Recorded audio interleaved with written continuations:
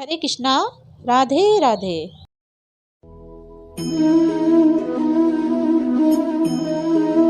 आज की वीडियो में मैं आपको एक रामायण का बड़ा ही प्यारा किस्सा सुनाऊंगी, जिसमें भगवान श्री राम और एक कुत्ते का न्याय का किस्सा है। श्री राम द्वारा पीड़ित कुत्ते को न्याय। परंतु इससे पहले अगर आप मेरे चैनल पर नए हो तो मेरे चैनल को सब्सक्राइब कर दीजिए और बेल आइकन को भी ज़रूर दबा दीजिए। और वीडियो अच्छी लगे, कथा अच्छी लगे तो लाइक एंड शेयर करना ना भूलें। कहा जाता है कि पृथ्वी का पालक राजा होता है। यदि राजा भोग विलासी और अत्याचारी हो तो उसके राज्य में प्रजा कभी सुखी नहीं रह सकती। लेकिन अगर राजा सत्कर्मी और न्यायप्रिय हो तो उसका राज्य किसी स्वर्ग से कम नहीं होता है। जब न्यायप्रिय और धर्मात्मा शासक की बात होती है तो सबसे पहले नाम आता है मर्यादा पुरुषोत्तम श्री राम का, जिनके न्यायप्रियता की बहुत सी कहानियां हम सुन चुके हैं। बात उस समय की है जब श्री राम रावण से युद्ध करने के बाद अयोध्या वापस आ चुके थे और उनका राज्याभिषेक पूरी धूमधाम से के साथ हो चुका था। इसके बाद श्री राम ने अयोध्या का सारा कार्यभार और संचालन एक राजा के रूप में स्वीकार कर लिया था।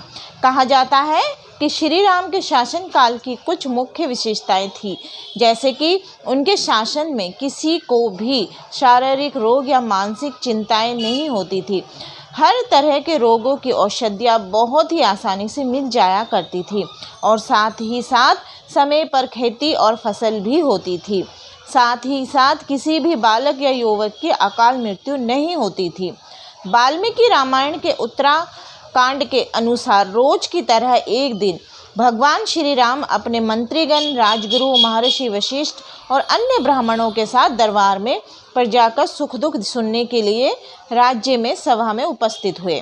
पूरी सभा एक से एक विद्वान मंत्रियों, धर्मशास्त्रों, राजाओं और अन्य सभासदों से भरी हुई थी। उस सभा को देखने से ऐसा लगता था कि मानो देवराज इंद्र की सभा लगी हो। अपने सिंहासन पर बैठे हुए श्री राम ने लक्ष्मण से कहा, हे लक्ष्मण, तुम द्वार पर जाओ और ये देखो कि प्रजा से ऐसा कौन कौन यहाँ आया है जिसे अपनी समस्या का समाधान चाहिए। जो भी लोग द्वार पर आए हो उन्हें एक एक करके अंदर बुलाओ।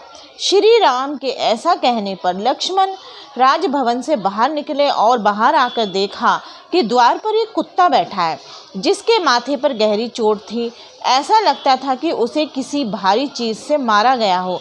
वे लक्ष्मण जी को देखकर बार बार भौंक रहा था, तो उसे इस प्रकार भौंकता देखकर लक्ष्मण ने उससे पूछा, तुम इस तरह क्यों भौंक रहे हो? तुम्हारी क्या समस्या है? तुम बिना डरे बताओ।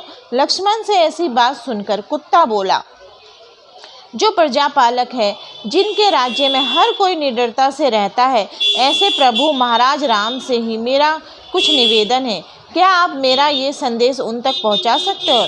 ऐसा सुनकर लक्ष्मण फिर से राजभवन पहुंचे और उन्होंने ये बात श्री राम को बताई। श्री राम ने लक्ष्मण की सारी बातें सुनी और उनसे कुत्ते को राज्य भवन में लाने को कहा। श्री राम की आज्ञा लेने के बाद लक्ष्मण ने उस कुत्ते को राजभवन में पेश किया।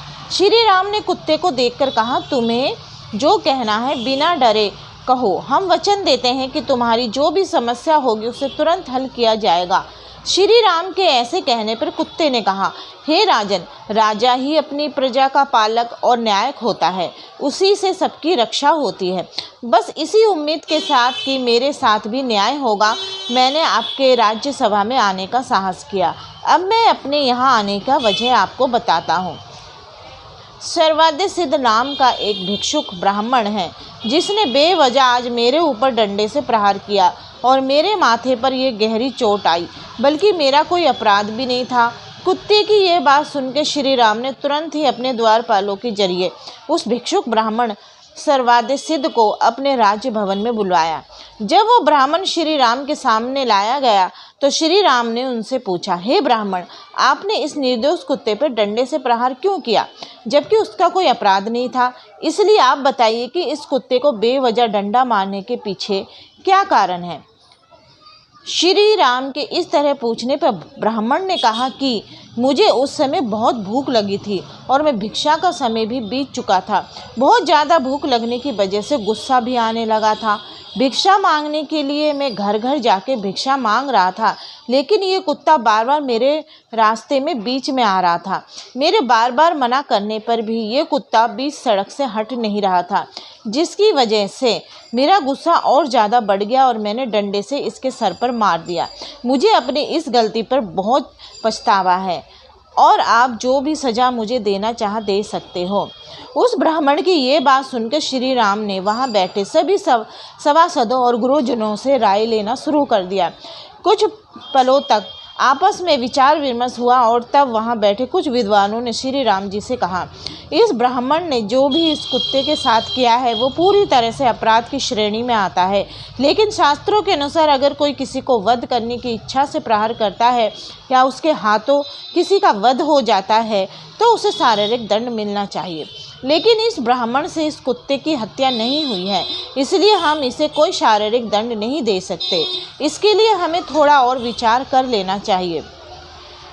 ये सब बातें हो ही रही थी कि इसी बीच कुत्ते ने श्री राम से एक निवेदन किया और कहा, हे राजन, जैसा कि आपने मुझे वचन दिया है कि आप मेरी समस्या का हल करके मुझे संतुष्ट करेंगे, इसलिए मेरे विचार से इस ब्राह्मण को कालंजर में एक मठ का मंत्र बना दिया जाए। अगर आप ऐसा करेंगे तो मैं आपके न्याय में पूरी तरह संतुष्ट हो जाऊंगा।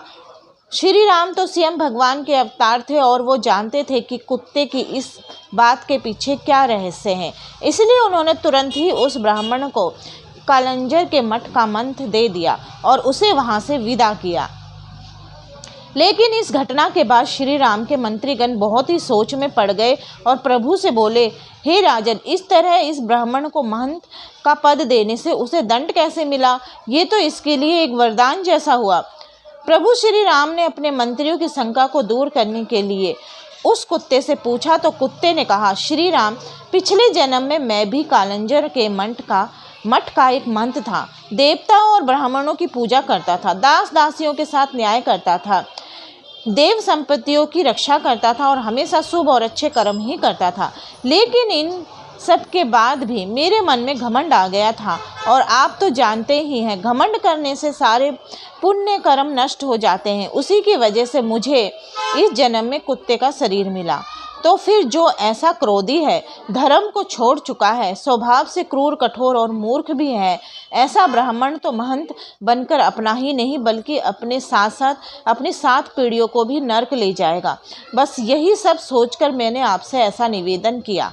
इसी तरह इसे किसी भी तरह का शारीरिक दंड भी नहीं मिला और इसके कर्मों का सही दंड भी मिल जाएगा। इसलिए मैं श्री राम को बहुत बहुत धन्यवाद करता हूँ कि जिन्होंने मुझे न्याय दिलाने में मेरी सहायता की। कुत्ते की ये बात सुनकर सभी सभासद बहुत प्रसन्न हुए और वो कुत्ता वहाँ से चला गया। कुछ समय बीतने के बाद वो कुत्ता काशी चला गया और जहाँ उसे अन्न जल का त्याग कर दिया और अपने प्राण त्याग दिए। इस कथा से हम एक बात जरूर सीख सकते हैं कि अहंकार किसी भी प्राणी को कभी भी हो सकता है, चाहे वो अच्छे कर्म करता हो या बुरे कर्म। एक अच्छे कर्म वाले व्यक्ति को भी अहंकार हो जाता है कि उससे ज़्यादा पुण्य इस संसार में उसके अलावा और कोई कर ही नहीं सकता। लेकिन वो ये भूल जाता है कि जिस दिन उसके मन में अहंकार ने जन्म लिया, उसी पल उसके सारे पुण्य मिट्टी में मिल जाते हैं और उसके मरने के बाद उसे सही गति नहीं मिलती है। तो जी, आज की वीडियो में बस इतना ही। अगर आपको वीडियो अच्छा लगे तो लाइक एंड शेयर करना ना भूलें। हरे कृष्णा, राधे राधे।